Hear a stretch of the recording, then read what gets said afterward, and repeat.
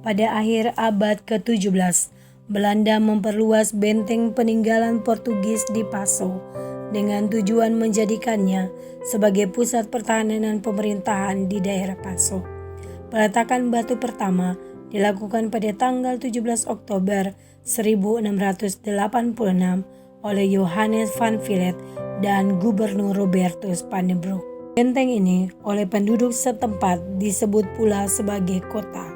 Pasca peresmian benteng, maka berdatanganlah para pemukim di sekitar benteng.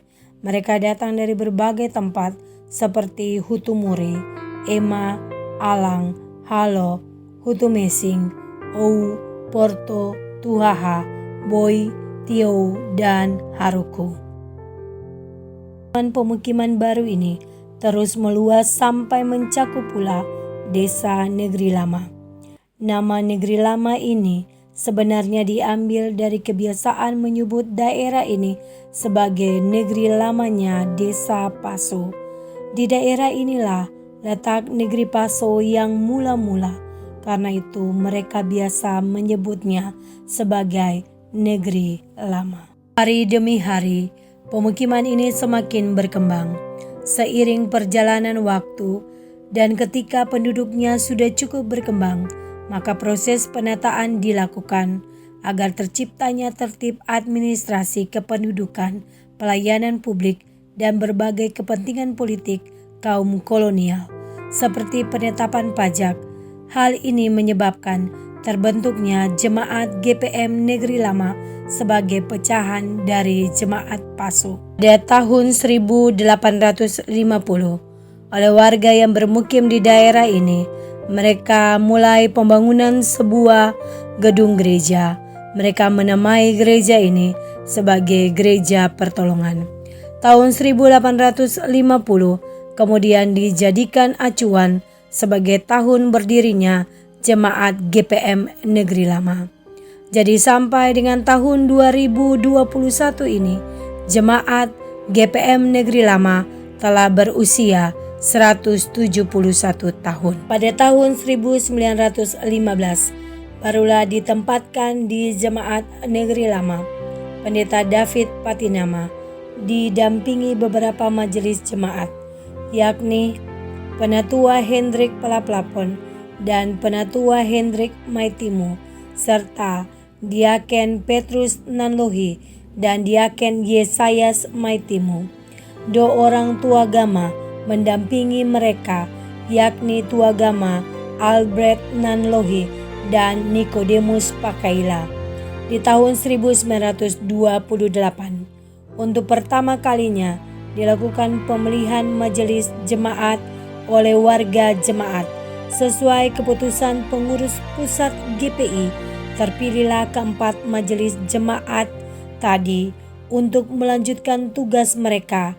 Namun kali ini pendetanya telah berganti dengan pendeta Halatu. Kedua penatua dan diaken ini masih terus mengemban tugas sebagai majelis jemaat sampai dengan tahun 1936. Jadi mereka mengemban tugas selama 21 tahun. Pada masa pelayanan pendeta Halatu ini, dimulailah pembangunan gereja baru pada tahun 1928. Untuk melakukan pembangunan gereja ini, maka oleh keluarga Nanlohi dihibahkan sebidang tanah untuk pembangunan gedung gereja itu. Pembangunan gedung gereja dilanjutkan oleh beberapa pendeta, yakni Pendeta Matula Pelwa, Pendeta Syarana Mual, dan Pendeta Teterisa. Gedung gereja ini selesai dibangun tahun 1939 di masa pelayanan Pendeta Lisa Pale dan dinamakan Gereja Maranatha. Baru 3 tahun Gereja Maranatha dibangun dan digunakan sebagai tempat ibadah, masuklah tentara Jepang di Ambon, dipimpin Ibo Takeshi. Hampir semua gedung gereja dialihfungsikan sebagai gudang oleh tentara Jepang, tidak terkecuali Gereja Maranatha Negeri Lama. Akhirnya umat harus mengungsi ke hutan.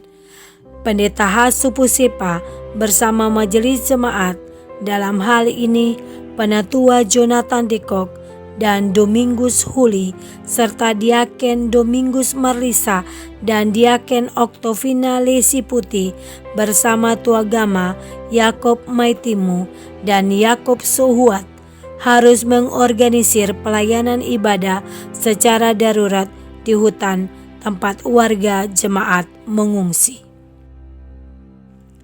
Pada tahun 1960, dalam persidangan sinode, dicetuskanlah pesan tobat yang menjadi arah baru GPM dalam berteologi, di mana penataan jemaat dilakukan dengan lebih baik sehingga jemaat terus bertumbuh ke arah yang lebih baik. Jemaat GPM Negeri Lama dalam periode ini turut mengalami perkembangan. Perubahan yang sangat signifikan terjadi sejak tahun 1995 ketika dibangun perumahan BTN Paso Indah.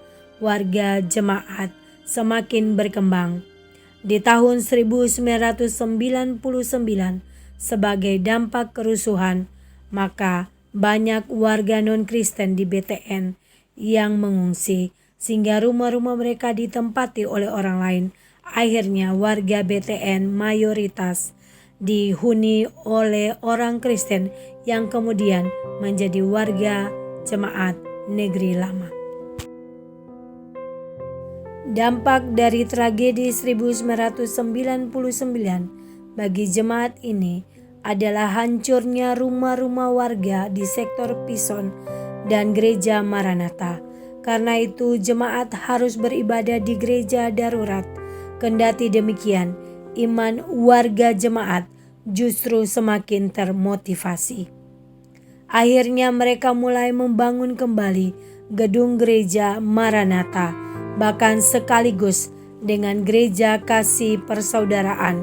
Kedua gereja ini diresmikan bersamaan pada tanggal 20 Desember 2009 yang dipakai sebagai momentum memperingati hari ulang tahun Jemaat GPM Negeri Lama.